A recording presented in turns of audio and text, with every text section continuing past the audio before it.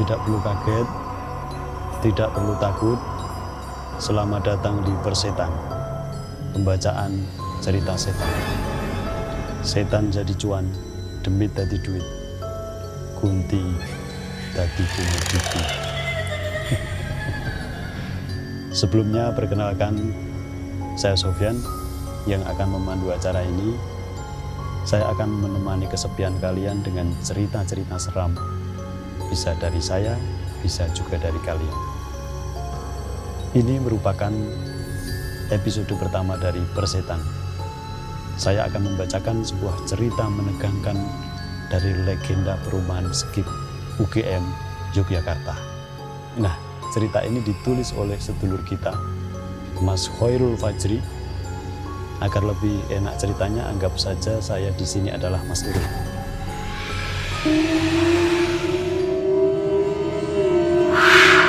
Nah, jadi saya pindah ke Jogja pertengahan tahun 1997. Awalnya saya memilih Bandung, tapi setelah dipikir-pikir, Jogja sepertinya menjadi kota yang menyenangkan untuk sekolah. Walau kenyataannya tidak seperti itu juga. Pertama kali saya di Jogja, saya lebih dulu tinggal di daerah Jalan Solo, Demangan. Menumpang sementara di rumah saudara saya, Mas Arif. Nah, setelah urusan pendaftaran calon siswa baru selesai, saya diminta Mas Arif untuk tinggal di rumah orang tuanya, di perumahan Skip UGM. Tahun-tahun pertama saya habiskan untuk berangkat ke sekolah setiap pagi. Pulang sekolah, biasanya saya keliling naik bus kota ke beberapa tempat di Jogja dan berakhir di jalur favorit saya, Jalan Solo, Gardena, Galeria, hanya untuk main video game. Atau nama kerennya saat itu Dingdong. Kalau sudah begitu, saya bisa sampai rumah sekitar jam 10 malam, bahkan lebih.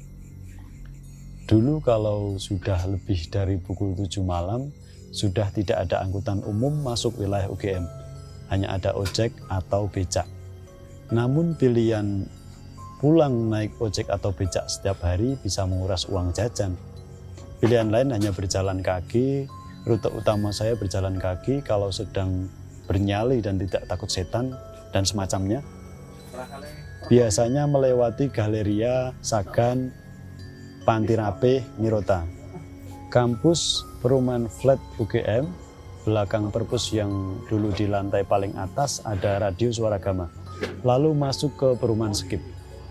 Pukul 8 malam, area perumahan Skip sudah sepi.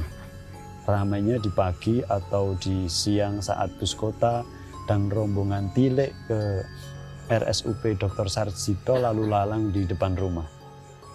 Selain di jam-jam sibuk, malam hari misalnya, mobil lewat bisa dihitung dengan jari.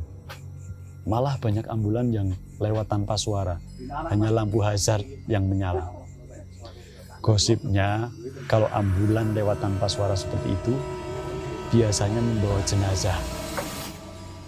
Rumah tempat saya tinggal di perumahan Skip UGM persis di depan Fakultas Kedokteran Gigi atau FKG, yang sekarang dikenal sebagai RSGM Profesor Sudomo. Nah, dulu bangunan FKG tidak seperti sekarang. Masih gedung tua dan mirip seperti bangsal rumah sakit zaman kolonial. Dan pertama saya menjadi warga Skip UGM, soal urusan gaib tidak ada yang mengkhawatirkan. Nyaris semua wilayah di sekitar UGM jadi makanan saya sehari-hari. Mulai dari makam UGM yang sekarang jadi Masjid Kampus UGM, lembah UGM yang masih dipakai orang untuk pacaran, sampai bundaran Fakultas Teknik yang legendaris itu. Ya, saya lama tinggal di Kota Palu, Sulawesi Tengah, di mana soal santet atau di sana disebut sebagai doti-doti setiap hari saya dengar. Belum lagi soal jembatan legendaris di area kebun kopi yang dikenal sebagai jembatan Wentira, yang konon menjadi kerajaan besar bagi bangsa Jin. Hal aneh yang sering saya temui di tahun pertama paling hanya bapak-bapak yang sering berdiri di halte lama FKG UGM atau gerbang selatan FKG. Tidak setiap hari, tapi kalau saya pulang malam, Bapak itu sering berdiri seperti menunggu bis kota. Suasana gelap di halte semakin membuat rasa penasaran bagi orang yang lewat dan melihat sosok bapak-bapak tadi. Saya pernah suatu ketika, saking penasaran, mengintip dari depan rumah sepulang dari Galeria. Posisi halte ada di sebelah kanan rumah saya. Anehnya, beliau malah berjalan masuk ke arah gerbang FKG atau parkiran mobil. Dalam pikiran saya saat itu, si bapak hanya penjaga parkiran yang gabut dan sesekali nongkrong di halte. Waktu itu nyaris tidak ada cerita menyeramkan di sekitar komplek perumahan. Saya jadi tidak terlalu peduli. Lalu di rumah Skip UGM, sepupu saya yang baru berusia 5 tahun itu sering memanggil Mbah ke arah gudang di rumah. Kadang dia sedikit ketakutan dan hanya mengucapkan kata jahat berulang kali. Saya cukup rasional dengan hal gaib. Bagi saya, makhluk halus yang sering menampakkan diri kepada sepupu saya memang penunggu lama dan tidak terlalu mengganggu. Nah, intensitasnya kadang tidak sering dan wajar saja kalau anak kecil lebih sensitif melihat sesuatu. Sudah jadi standar mistis di Indonesia. Selama tinggal di sana kurang lebih 6 tahun, nyaris tidak ada gangguan berarti. Paling-paling hanya sekelebat kain berwarna abu-abu gelap kalau saya lagi begadang maraton nonton di ruang TV. Nah, suara-suara seperti benda jatuh atau lantai yang diinjak keras dan saya anggap itu karena kelakuan tikus atau kucing. Mencoba berani dan menguatkan mental. Lalu antara tahun 2002 sampai 2005, saya sempat pindah ke rumah kakek saya di daerah Melati, Sleman. Tapi biasanya 2 atau 3 kali seminggu saya mampir ke perumahan Skip UGM. Kadang menginap kalau ada jadwal kuliah pagi. Saya kuliah di Visipol, jadi jaraknya dekat dari rumah Skip. Kebetulan lagi di tahun itu saya punya pacar yang berstatus anak kos sekaligus tetangga saya di kompleks Skip. Kebetulan yang menyenangkan.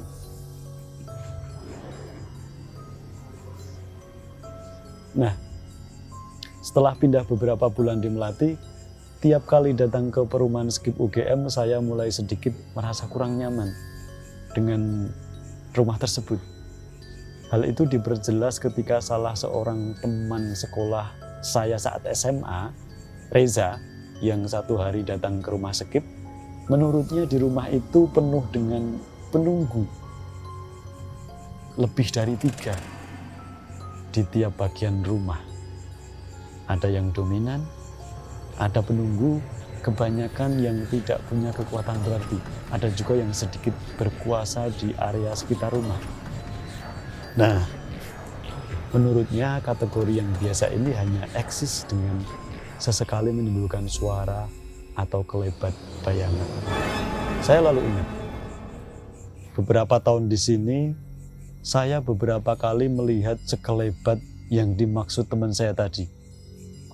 Entah sekilas seperti hewan yang lebih besar dari kucing, tirai pembatas ruang yang tiba-tiba bergoyang, baru saja ada orang yang lewat atau bayangan yang tiba-tiba hilang di balik pintu salah satu kamar mandi.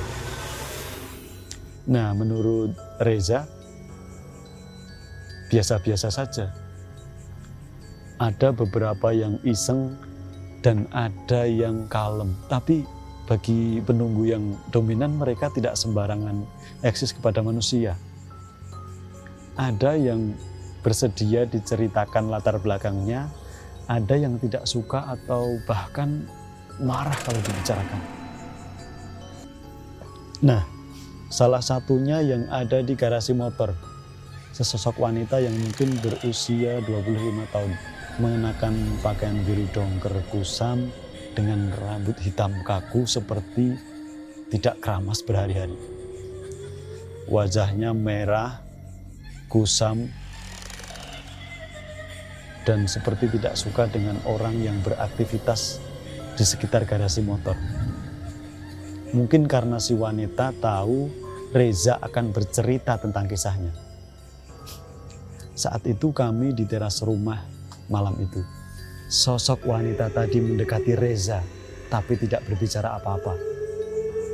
Hanya setiap kali mau membahas tentangnya dengan matanya yang melotot diperlihatkan kepada Reza.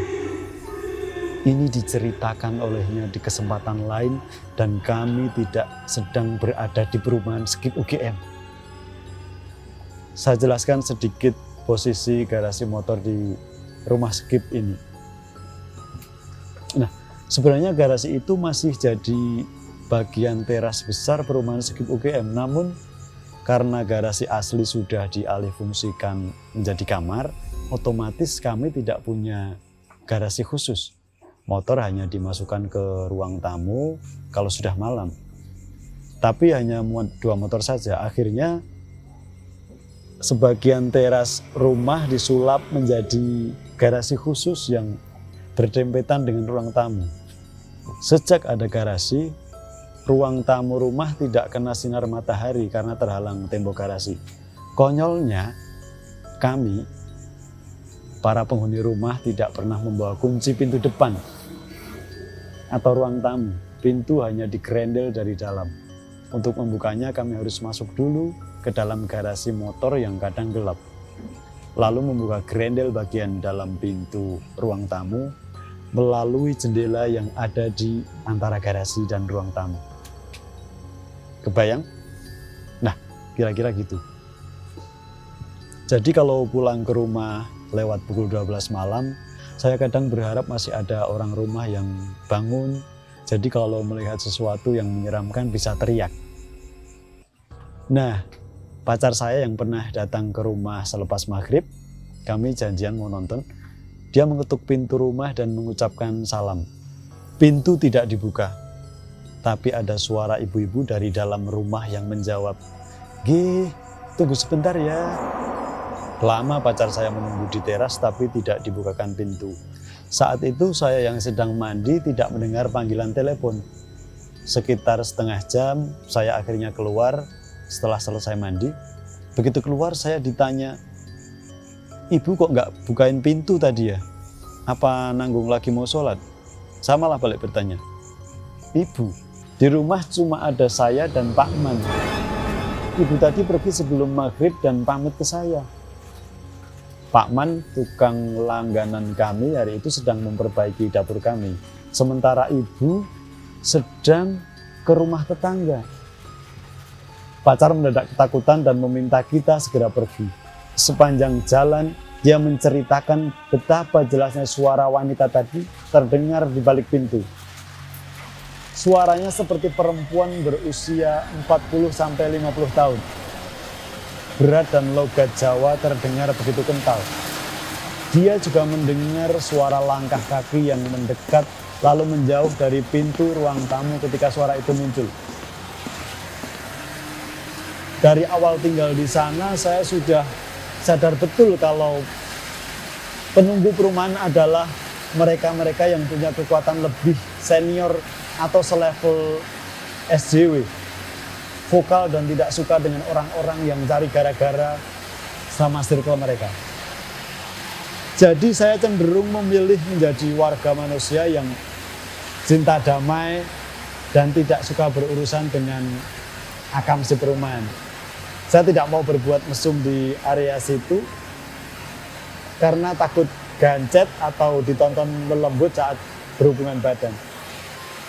Nah, tahun demi tahun berlalu saya kembali tinggal di perumahan Skip UGM antara 2012 hingga 2014 karena sempat membuka angkringan di daerah Gejayan. Daripada harus bolak-balik dari Gejayan ke Melati, saya memilih kembali menumpang tinggal di Skip perumahan UGM. Sudah beda saat itu, sangat beda. aura seramnya makin kuat. Apalagi makin banyak tetangga yang sudah pindah dari sekitar 20-30 rumah yang ada di blok tempat saya tinggal. Paling hanya sekitar 10-11 rumah yang dihuni.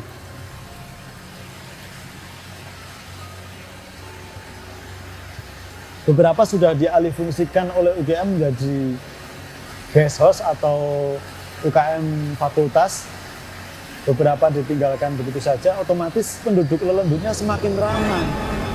Minggu pertama di situ, saya sudah disambut dengan hangat oleh preman-preman Lelembut sekitar. Beberapa kali saya mengalami mimpi yang sangat buruk menurut saya. Saya punya kebiasaan menyebalkan. Kalau sedang tidur di tempat baru, di mana saja, dan secara kebetulan Lelembut sekitar situ sifatnya usil, sudah pasti saya akan bertemu mereka di alam mimpi lapis pertama. Kalau menurut orang-orang, fase tidur yang baru saja memasuki alam mimpi, jadi ada di antara sadar dan tidak. Karena kebiasaan itu hanya saya alami di tempat baru. Saya beranggapan bahwa perumahan Skip UGM bukan tempat baru. Ternyata saya salah. Bagi Lelembut Skip, saya tetap dikategorikan anak baru. Hari ketiga di sana, saya bermimpi sedang berada di rumah Skip, di kamar tidur yang biasanya digunakan oleh tamu. Nah, di dunia nyata kamar itu hanya berukuran 4 kali 5 meter dengan plafon berwarna putih yang sedikit retak. Tapi di alam mimpi, kamar itu seperti berukuran 10 kali 10 meter dengan plafon kusam yang sudah bolong sebagian, dan di langit-langit sudah terlihat berbagai macam jenis makhluk halus. Tapi saya lebih fokus kepada belasan kuntil anak yang berbagai rupa dan pocong yang mengelilingi tempat tidur saya. Di antara mereka ada sosok wanita yang saya ceritakan di awal, menggunakan pakaian seperti kemeja, bawahan rok, atasan dan bawahannya itu berwarna biru dongker, kusam, wajahnya kesal, marah, dengan rambut panjang yang kaku sampai punggung. Yang lainnya ada kuntilanak dengan bola mata yang melotot mau lepas. Ada yang badannya kurus seperti orang bergizi buruk. Ada juga yang perutnya buncit menyamping tapi tidak sobek dan berdarah. Atau pocong dengan muka melengkung seperti terbakar dan mengeluarkan cairan. Itu tidak hanya terjadi di satu hari saja.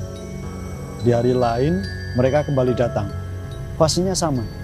Mereka muncul dengan skenario yang mirip dan selalu saat saya antara akan tertidur, fase makler kalau kata orang Jawa.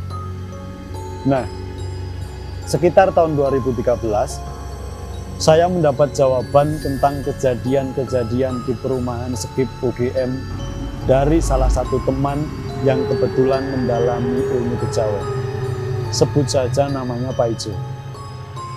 Menurutnya, perumahan Skip itu sudah seperti perumahan bagi kaum Lelembut. Wilayahnya tenang, tidak ramai dan sejuk. Banyak pepohonan di sekitarnya. Itu lokasi ideal bagi penduduk lama atau pendatang. Dan Lelembut yang muncul dalam mimpi saya adalah mereka-mereka yang lewat dan melihat perumahan Skip UGM sebagai tempat nyaman. Mereka mampir dan menetap setelah saya pindah ke Melati. Saat kembali ke sana, banyak dari mereka yang belum kenal. Jadi wajar kalau mereka pikir saya anak baru dan akhirnya diminta memperkenalkan diri. Seandainya saya mau, saya bisa dibimbing oleh teman saya untuk menguasai mereka. Karena sebenarnya saya masuk kategori penduduk lama. Amit-amit. Punya noni, kunti, dan kakek tua saja sebenarnya saya ogah. Tapi karena terlanjur dan mereka bertiga baik-baik saja, saya biarkan terus ada di sekeliling saya. Menurut Pak Ijo, 3 sobat gaib saya itu juga menjadi salah satu alasan kenapa Lelembut di Skip UGM terkesan marah kepada saya. Belum tentu mereka itu cocok dengan apa yang saya bawa ke dalam rumah, dan itu biasa terjadi dimanapun, tidak hanya di Skip. Mungkin itu juga alasan saya sering bertemu makhluk gaib saat tidur di banyak tempat. Bahkan hotel bintang 5, kalau memang penduduknya rusuh, bisa dipastikan saya akan bertemu mereka saat tidur. Nah, perumahan Skip UGM bagi sebagian orang adalah menjadi tempat yang menyeramkan. Tidak perlu sampai masuk ke dalam rumah. Di luar saja bisa dipastikan aura gaibnya sangat kental. Meskipun rumahnya sudah direnovasi atau dialihfungsikan. Tapi bagi saya, Skip tetap perumahan biasa yang di dalamnya juga ada penduduk gaib. Apalagi bertahun-tahun saya tinggal di sana. Selain tempat-tempat yang saya sebut di awal tadi, rasanya hal gaib di sekitar Skip sudah tidak asing buat saya. Bahkan terakhir kali saya ke sana bersama salah satu kru mojok, saya masuk dengan tenang ke rumah yang sudah dikosongkan selama 2 tahun sejak ibu meninggal. Bahkan merasa sedih melihat rumah itu yang sudah berantakan, ditumbuhi pohon liar dengan beberapa bagian tembok rumah yang sudah rusak parah. Kami ke sana malam hari dan masuk hanya menggunakan senter HP sebagai penerangan. Kru mojok agak ketakutan. Saya malah merasa nostalgia, apalagi ketika masuk ke kamar saya dan kamar tamu tempat saya didatangi puluhan lelembut lokal. Sepulangnya survei, saya malah sering bermimpi disamperin pocong mini dengan kain pembungkus berwarna biru muda kusam yang ketika saya tendang mendadak melompat ke muka saya sambil melotot. Dan saat tidur kadang ditunggu ibu-ibu memakai pakaian Jawa lengkap dengan jarik di sudut tempat tidur saya. Nah, karena merasa terganggu, saya lalu iseng mengirim pesan WhatsApp lengkap dengan foto kamar saya kepada kru mojok yang menemani saya survei. Jawabannya cuma, "Hi, serem." Nggak ada solusi atau kata-kata penyemangat sama sekali. Sial.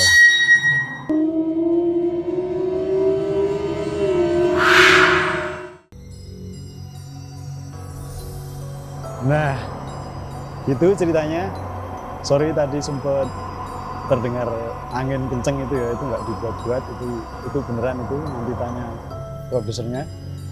Dan buat kalian yang lagi berkunjung di Jogja, monggo jangan lupa mampir di Skip UGM jika ingin berwisata tak kasat mata.